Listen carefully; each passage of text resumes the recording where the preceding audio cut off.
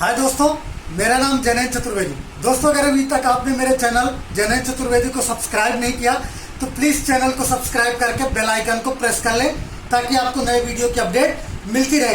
दोस्तों, आज हम किस टॉपिक पे बात करेंगे? आज हम बात करेंगे कि पोल शेड्यूल कैसे तैयार किया जाए, है ना। देखिए क्या होता है, एक क्लाइंट होगा, है ना। क्लाइंट मान के चलिए ए और बी है, ठीक है। ए यहाँ पर आपका क्लाइंट होगा और बी कॉन्ट्रैक्टर कंपनी होगी। तो कॉन्ट्रैक्टर कंपनी को काम करने के लिए दे दिया गया, उसका स्कोप डिसाइड हो गया कि भाई आपको 11 केवी की लाइन इतनी बनानी है, एलटी लाइन इतनी बनानी है, डीटीआर इतना बनाना है। अब मान लीजिए क्या किया क्लाइंट, ये जो कॉन्ट्रैक्टर कंपनी है उसने क्या है 11 केवी की लाइन बना दी, है ना। तो उसमें 11 केवी की लाइन में हम जा रहे हैं सिंगल पोल का पोल शेड्यूल कैसे तैयार करेंगे। भाई उसने पूरा काम जब कंप्लीट कर दिया और क्या उसको चार्ज कर दिया पूरा, है ना, जो इंफ्रा तैयार हुआ है, तब उसका क्या होगा पोल शेड्यूल बनेगा। तो पोल शेड्यूल के लिए क्या उसकी जेएमसी करनी पड़ेगी, ज्वाइंट मेजर, है ना। तो जेएमसी में कौन कौन रहेगा? 3, एक क्लाइंट का बंदा होगा, एक पीएमसी का बंदा होगा जो पीएमए का बंदा होगा, है ना, और एक आपका कॉन्ट्रैक्टर कंपनी का बंदा होगा। 3 लोग मिलकर क्या करेंगे, ज्वाइंट मेजरमेंट, ये आपका क्या ज्वाइंट वेरिफिकेशन कर लेंगे कि हाँ ये इतना इतना है या नहीं, ठीक है ना। अब देखिए अपन आ रहे हैं कि भाई इसके लिए कैसे समझेंगे। तो देखिए ये मान के चलिए आपका एक क्या है पावर हाउस हो गया, ठीक। यहाँ से पावर हाउस से मान लीजिए ये लाइन निकली हुई है और इसको अपन यहाँ पर दर्शा देते हैं एक ओल्ड पोल है। क्लियर हुई ना बात। अब यहाँ पर ओल्ड पोल के बाद ये चलते हैं अपन क्या, ये नया पोल एक मान लीजिए, ये दूसरा आपका नया पोल, तीसरा नया पोल, चौथा नया पोल, और इस तरह से लाइन चली गई है, ठीक है। अब ये यहाँ और यहाँ से मान के चलिए अगर ये पोल ऐसा आ जाए, ठीक है, तो एक आपका स्टे यहाँ पे लग जाएगा, है ना, और एक स्टे यहाँ पर लग जाएगा। वो आप साइड के आधार पे देख लीजिए, है ना, उसके अपोजिट दिशा में लगेगा। तो ये हमने कहा मान के चलिए 5 MVA का यहाँ पर सब स्टेशन है, ठीक है। और ये यहाँ पर मान के चलिए एक क्या न्यू 11 kV की बे बना दी गई है। वो साइड में जब आप देखेंगे तो समझ में आ जाएगा, ठीक। ये यहाँ पर ओल्ड पोल है, इससे मान लीजिए इसके बीच की डिस्टेंस कितनी है, 30 मीटर है सपोज करिए, ठीक है। फिर ये पुराने पोल से ये नए पोल के बीच, ये नया पोल है, इसको बोलेंगे क्या न्यू पोल, ठीक है। जो कॉन्ट्रैक्टर ने काम किया, हम एक इसको क्या एज्यूम करके चल रहे हैं, मान लीजिए इस तरह का कोई काम हुआ है, ठीक है। तो ये न्यू पोल हुआ, ठीक है। अब ये न्यू पोल, ये न्यू पोल, तो मान के चलिए इस पुराने पोल से यहाँ पर आपका क्या नया कंडक्टर है, ठीक है। तो इसकी डिस्टेंस मान लीजिए 40 मीटर है। इसी तरह से ये पूरा नया कंडक्टर, इसकी डिस्टेंस 30 मीटर है। इसकी डिस्टेंस मान के चलिए कितना है 50 मीटर है। इसकी डिस्टेंस कितना 40 मीटर है और इसका 35 मीटर है। साइड के आधार पे चीजें हो सकती हैं, ठीक है। और इसका 45 मीटर है, ठीक है। ये आपका क्या है कंडक्टर की स्पान लेंथ है, मतलब एक पोल से दूसरे पोल के बीच। अब क्या होगा इसकी, अगर आपको क्या करना है पोल शेड्यूल भरना है, केवल हम सिंगल पोल की बात कर रहे हैं, है ना, जो ये तैयार करेंगे। तो देखिए भाई जब आप इसका तो सब स्टेशन का तो कुछ आएगा नहीं क्योंकि हमें केवल सिंगल पोल का लेना है। तो यहाँ पर आप सीक्वेंस दिखा दीजिए 1 2 3 करके, ये सीरियल नंबर लिखा हुआ है। टाइप में यहाँ पर दिखाना पड़ेगा कि किस टाइप का है। तो ये ओल्ड पोल दिखा दीजिए, ठीक है, ओल्ड पोल। यहाँ पर आपका क्या सिंगल जो है क्या पोल, इसको आप लिख दीजिए क्या सिंगल पोल SP1, ठीक। ये आपका भाई पहला पोल है, ये इसको एग्जिस्टिंग दिखा दीजिए, एग्जिस्टिंग SP, ठीक। क्लियर ना, ये SP1। इसी तरह से SP2 कितने हैं 1 2 3 4 5 6, तो हमने लिख लिया SP3, SP4, SP5 और SP6। क्लियर हुई ना बात। अब ये जब आ गया तो भाई इतना हमको पता चल गया, हम क्या इसकी आपको एक SLD ड्रा करनी पड़ेगी। SLD मतलब सिंगल लाइन डायग्राम, जो भी साइड में काम हुआ रहा होगा।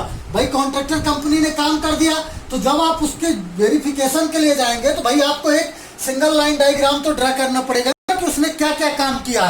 जब वो चीज आप बना लेंगे एक SLD, तब तो ये फॉर्मेट आप फिलअप कर पाएंगे पोल शेड्यूल का, है ना। तो पोल शेड्यूल अगर हमें भरना है तो उसके लिए सिंगल लाइन डायग्राम का होना जरूरी। अगर ये बना लेंगे तो क्या काफी इजी गोइंग अपन फिलअप कर सकते हैं। यहाँ पर आप मटेरियल का नाम लिख लीजिए, जैसे ये न्यू पोल अपन ने दिखाया ना, अब यहाँ लिख लीजिए कि वी क्रॉस कितने, एक पिन इंसुलेटर कितना लगता है भाई अपन ने देखा था 3, टॉप कितना लगेगा 1, है ना, अर्थिंग कॉयल 1, आप लिख लीजिए अपने समझने के लिए शॉर्ट फॉर्म बना के, ठीक है। डेंजर बोर्ड 1 और बारबेड वायर 1। इस तरह से आप क्या कर लेंगे, ये बना लिए। अब जब आप ये बना लेंगे तो आपको इसी तरह से इसमें भी कर लीजिए, इसमें भी यही चीजें लिख लीजिए, इसमें और इसमें, ठीक है ना।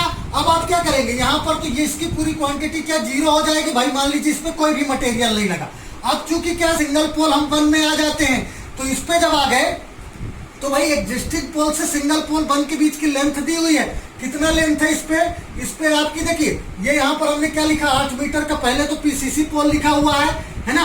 फिर इसके बाद क्या है, इसकी पिट डिगिंग पोल की, ये जो पोल है इसकी पिट डिगिंग, ट्रांसपोर्टेशन, ये बी क्रॉस, ये बैक क्लैंप, टॉप क्लैंप, भाई जो भी मटेरियल लगेंगे वो पूरा मटेरियल लिख लिए। ये मटेरियल कैसे आप लिखेंगे, ये मटेरियल जो कॉस्टिंग शेड्यूल दिया होता है ना, क्लाइंट जो अप्रूव्ड करता है, उससे ये पूरे आइटम के हम नाम लिख लेंगे। Earthing coil, pin insulator, conductor, है ना, jointing sleeves, stay set, stay wire, stay clamp, pit digging, है ना, कंक्रीटिंग, अर्थिंग, फिर PCC pole, concreting of stay, concreting of pole, concreting of stay, ये पेंट का हो गया, anti clamping device, danger board, और इसके बाद ये पूरा ये कट पॉइंट चैनल, और ये आपका यहाँ पर हाइट चैनल। इस तरह से हो जाएगा ना। तो अब ये देखिए, इस पे तो आपकी ये मटेरियल पूरा जीरो हो जाएगा। अब सिंगल पोल में आए तो भाई पोल कितना, 1 नंबर यहाँ पर फिलअप कर दिए।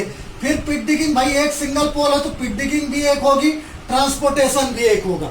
ठीक है। अब बात करते हैं क्या लिखा, बी क्रॉस आर्म। तो भाई अगर एक सिंगल पोल है तो उसमें कितना बी क्रॉस लगता है, 1 ही लगेगा। हो सकता है कई जगह पे 2 हो, आपके प्रोजेक्ट में देख लीजिए तो आपको दिखेगा बी क्रॉस ऐसा रहता है, ये पोल में इस तरह से शेप का आकृति बनी रहती है ना, ये पोल में इस तरह, तो वो आप देख के समझ सकते हैं। अगर 1 है तो 1 लिख दीजिए, कहीं पे 2 है तो 2 लिख दीजिए। ठीक है। तो ये बी क्रॉस आर्म हो गया। अब जितना बी क्रॉस आर्म उतने बैक क्लैंप, अगर 1 बी क्रॉस तो 1 बैक क्लैंप। टॉप क्लैंप कितना, जिसमें टॉप पे आप देखे होंगे पोल की, ये यहाँ पर टॉप पे क्या होता है, पिन इंसुलेटर जिसपे लगाया जाता है, तो टॉप क्लैंप पे 1 लिख दिया।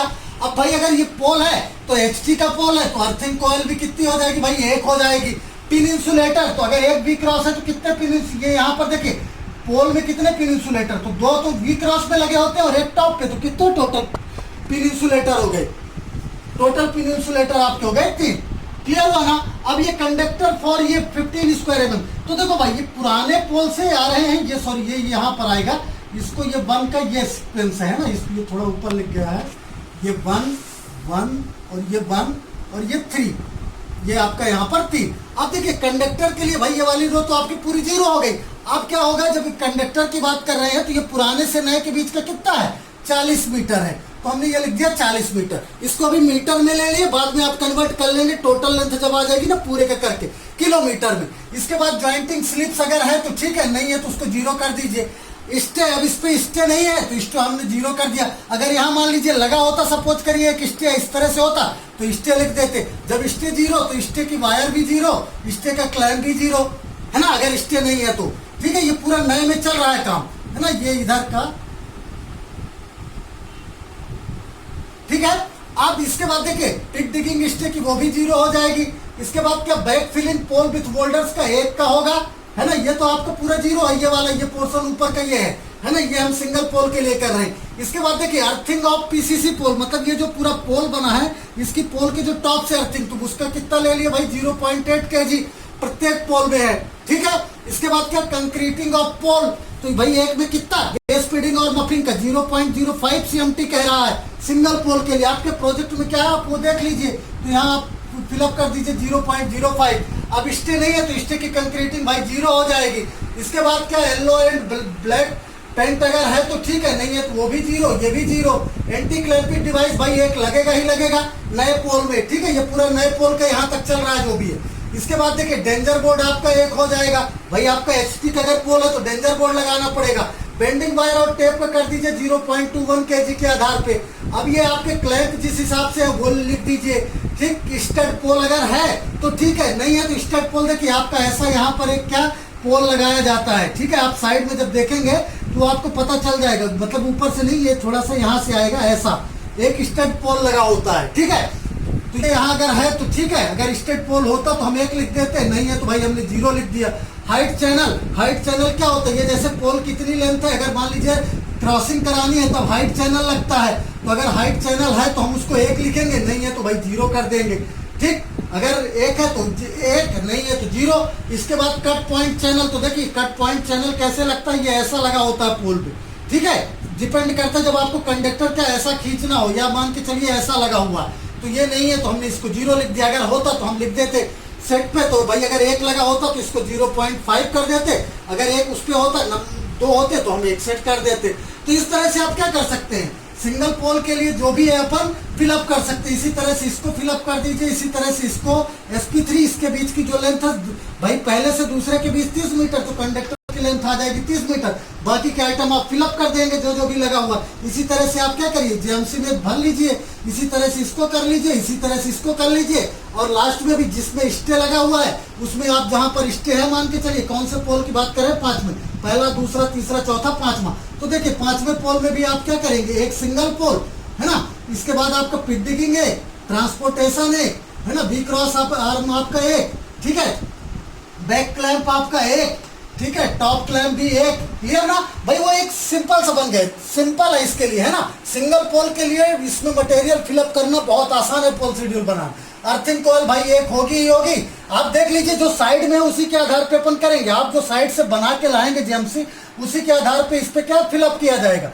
ठीक, अब ये कंडक्टर के लिए तो मान के चलिए चौथे से 5वें के बीच कितना, 35 मीटर, तो हमने ये लिख दिया 35 मीटर, सॉरी ये यहाँ पर नहीं, पिन इंसुलेटर है, पिन इंसुलेटर 3, ये 35 है ना कंडक्टर का, क्योंकि ये आपका कौन सा रैबिट कंडक्टर के लिए बोल रहा है 55 स्क्वायर mm का। इसके बाद आपका स्टे सेट, इसमें स्टे सेट एक लगा हुआ है, ज्वाइंटिंग स्लिप्स अगर है तो ठीक है, नहीं तो 0 कर दीजिए। स्टे सेट एक, तो स्टे वायर अगर एक स्टे सेट है तो 5.5, 2 होता तो आपका बदल जाता है ना, इंटू 2 कर देते। स्टे क्लैंप भाई आपका एक स्टे सेट तो एक stay clamp, pit digging stay की एक हो जाएगी, ठीक। इसके बाद बैक फिलिंग एक की हो जाएगी पोल की।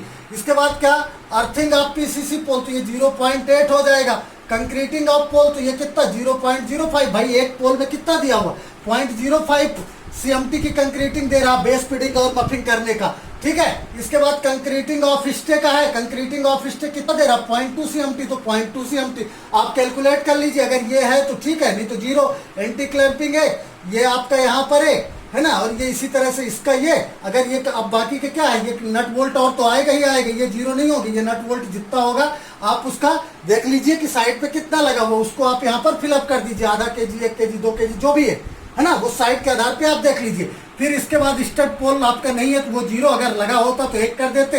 हाइट चैनल आपका है नहीं तो वो भी 0, और कट पॉइंट चैनल नहीं है तो वो भी 0। अगर लगा होता तो उसको हम एक सेट के हिसाब से दिखा देते, है ना। तो इस तरह से हम क्या कर सकते हैं, कोई भी पोल शेड्यूल हम क्या कर सकते हैं, सिंगल मतलब ये HT लाइन का पोल शेड्यूल क्या कर सकते हैं, तैयार कर सकते हैं। HT लाइन में वो भी सिंगल जो पोल होते हैं उसका पोल शेड्यूल इस तरह से तैयार किया जा सकता है ना। दोस्तों उम्मीद करता हूँ पोल शेड्यूल कैसे तैयार किया जाए ये समझने में आपको आसानी हुई होगी।